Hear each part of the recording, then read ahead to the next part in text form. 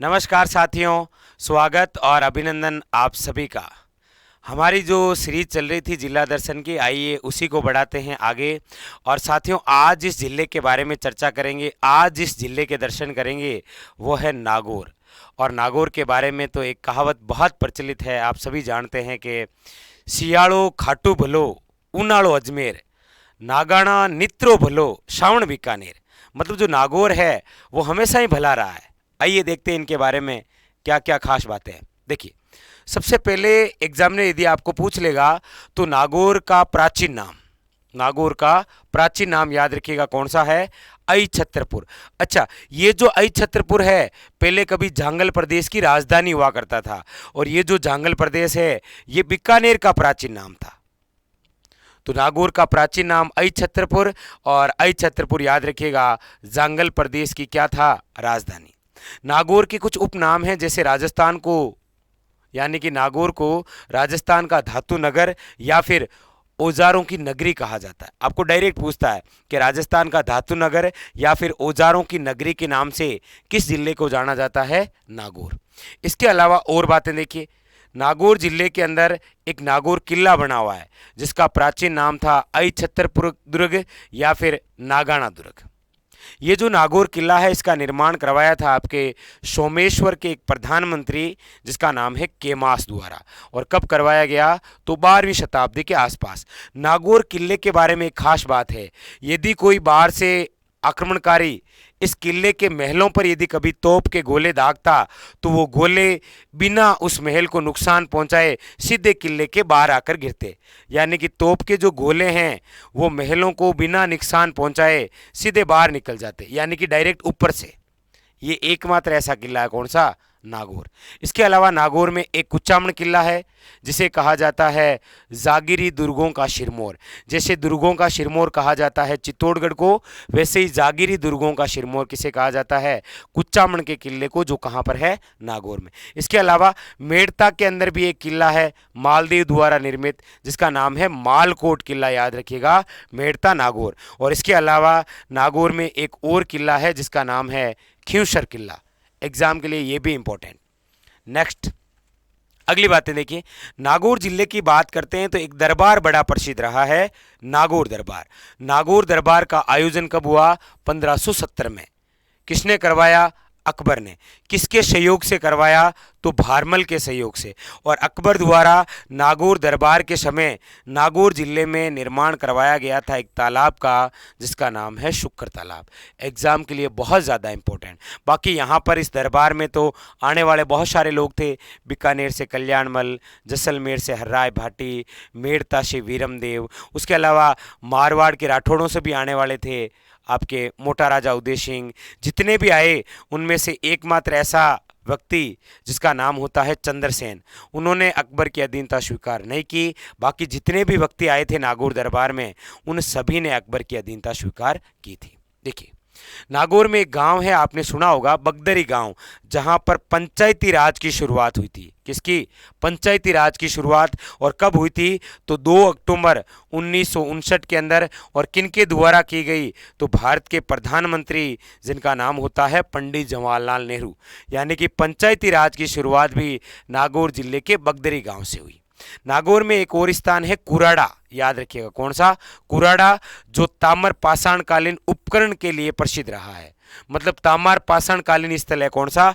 कुराड़ा, जो कहां पर है? नागौर जिले में। नेक्स्ट, अगला है आपके नागौर जिला जो है ना वो वीरों की और धार्मिक स्थलों के लिए बहुत प्रसिद्ध रहा है। जैसे देखिए, इंपॉर्टेंट बातें केवल मैं आपके साथ में रख रहा हूँ। मीराबाई। मीराबाई का जन्म कहाँ पर हुआ? तो याद रखिएगा कुड़की ग्राम पाली, 1498 ईस्वी के अंदर। लेकिन इनकी जो कर्मस्थली रही है वो मेड़ता नागौर रही है। मीराबाई का जब भी जिक्र होगा नागौर का नाम जरूर गूंजेगा। इनके बचपन का नाम क्या था? याद रखिएगा, पेमल। इनके गुरु का नाम था संत रेदास।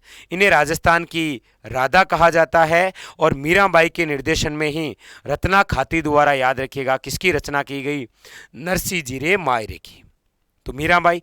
इसके अलावा वीर तेजाजी का संबंध नागौर से ही रहा है, क्योंकि इनका जन्म खरनाल के अंदर हुआ था 11वीं शताब्दी में।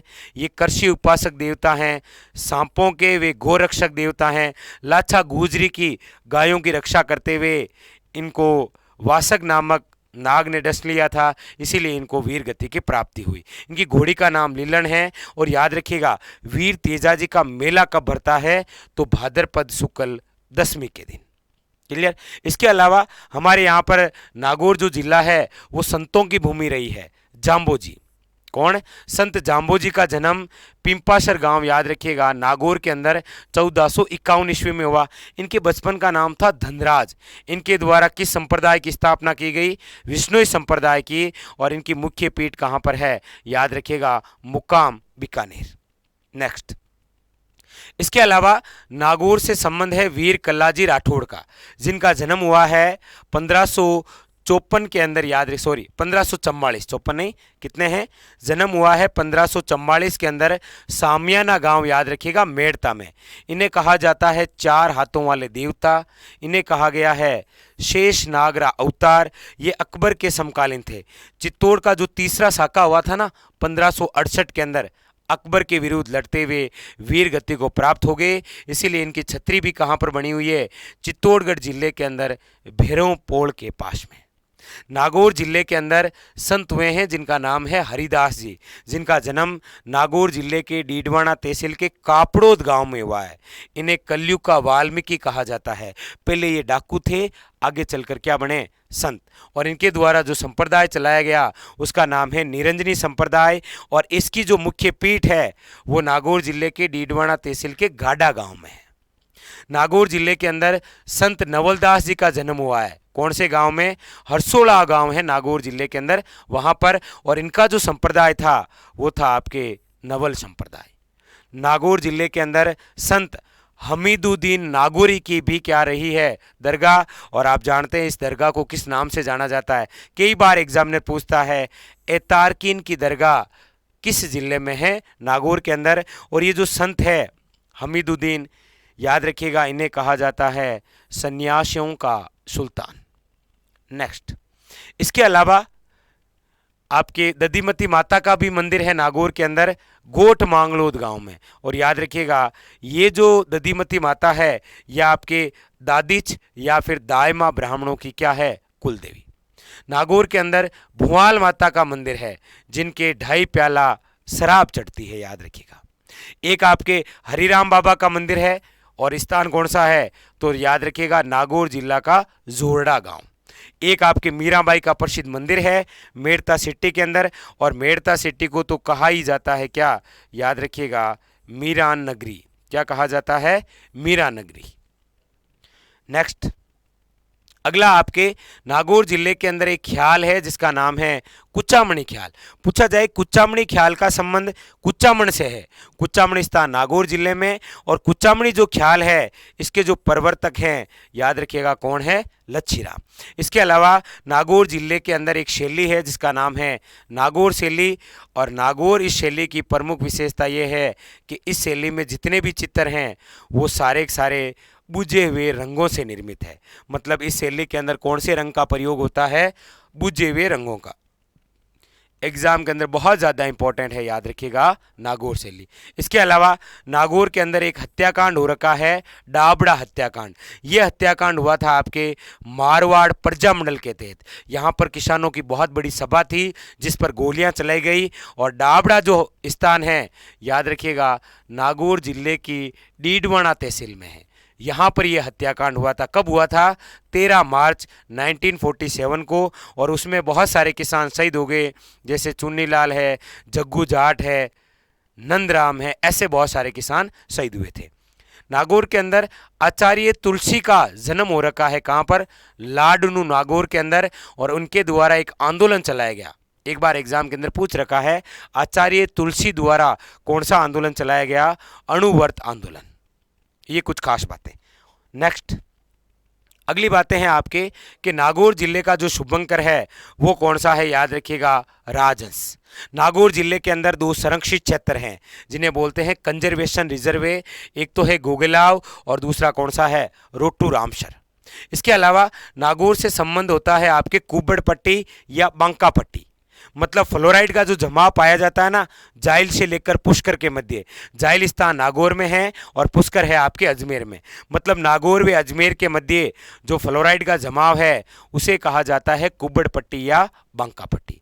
याद रखिए, आपको पूछा जाए राजस्थान का वह जिला जहां पर सर्वाधिक खारे पानी की झीलें हैं, वो है आपके नागौर। कौन कौन सी झीलें देखिए, डीडवाना झील, डेगाना झील, कुचामन झील, नावा झील। और नावा के अंदर कौन सी मंडी है, याद रखिएगा, नमक मंडी। नेक्स्ट, अगला एक स्थान है आपके डेगाना। डेगाना स्थान कौन से खनिज के लिए है, टंगस्टन के लिए। एक स्थान है टांकला, किसके लिए प्रसिद्ध है, दरियों के लिए, याद रखिएगा। और वैसे यहाँ पर किशनदास जी महाराज का भी मंदिर है, बहुत ही शानदार, टांकला में। एक नागौर के परबतसर तहसील में गांव है वरुण, जो किसके लिए प्रसिद्ध है, बकरियों के लिए। नागौर में एक स्थान है तौसर, जो किसके लिए प्रसिद्ध है, खुशबूदार पान मेथी, याद रखिएगा, किसके लिए है, खुशबूदार पान मेथी के लिए, याद रखिएगा। कौन सा स्थान, तौसर। नागौर में एक स्थान है मकराना, जो किसके लिए प्रसिद्ध है, सफेद संगमरमर यानी कि मार्बल के लिए। उसके अलावा नागौर में एक स्थान है घोटन, जहां पर जेके वाइट सीमेंट का क्या है, याद रखिएगा, कारखाना। और घोटन के अंदर जो सफेद सीमेंट का कारखाना है, ये राज्य का प्रथम सफेद सीमेंट का कारखाना है। नेक्स्ट, इसके अलावा याद रखिएगा, नागौर में कुछ स्थान है जैसे कशनव है, माता सुख है, इग्यार है। ये सारे के सारे किसके लिए प्रसिद्ध है, याद रखिएगा, कोयले के लिए प्रसिद्ध है। कई बार ऐसे पूछता है कि कशनव, माता सुख और इग्यार निम्न में से किस खनिज के लिए प्रसिद्ध हैं, कोयले के लिए। एक क्वेश्चन और, राज्य का वह जिला जहां पर सर्वाधिक पशु मेलों का आयोजन होता है, नागौर। प्रमुख याद रखिए, वीर तेजाजी पशु मेला परबतसर नागौर, रामदेव जी पशु मेला याद रखिएगा मानासर, और बलदेव पशु मेला कहाँ पर है, आपके मेड़ता सिट्टी में। इसके अलावा याद रखिए, नागौर का एक स्थान है लाडनू, जहाँ पर एक विश्वविद्यालय है, कौन सा, जैन विश्व भारती विश्वविद्यालय लाडनू।